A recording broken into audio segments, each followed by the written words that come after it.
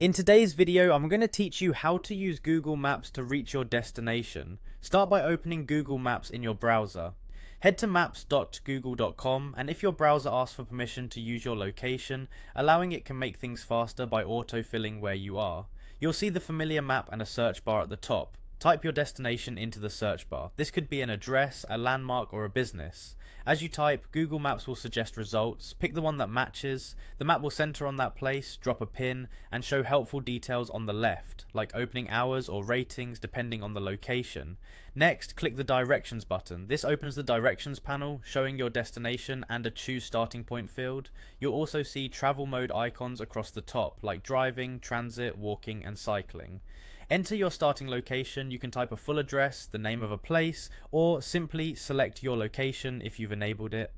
If you're planning for someone else or a different starting point, just type that address instead.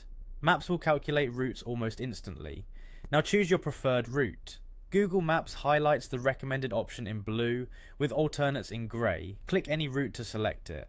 Pay attention to the estimated time, distance, and notes about tolls or traffic. If you want to avoid toll roads, highways, or ferries, open the route options and check the settings that fit your needs. You can also switch travel modes here to compare times. The map will update to reflect your choice. If you need to stop somewhere along the way, add multiple stops. In the Directions panel, use the plus button to insert a stop between your start and destination. You can add several and drag them up or down to reorder. This is handy for errands or picking someone up without losing track of the main route. Finally, follow the directions on your device or print or export the route if needed.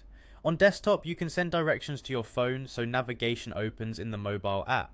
If you prefer a paper copy, choose print to get a clean list of steps or a map with steps. And you can save it as a PDF if that's easier to share.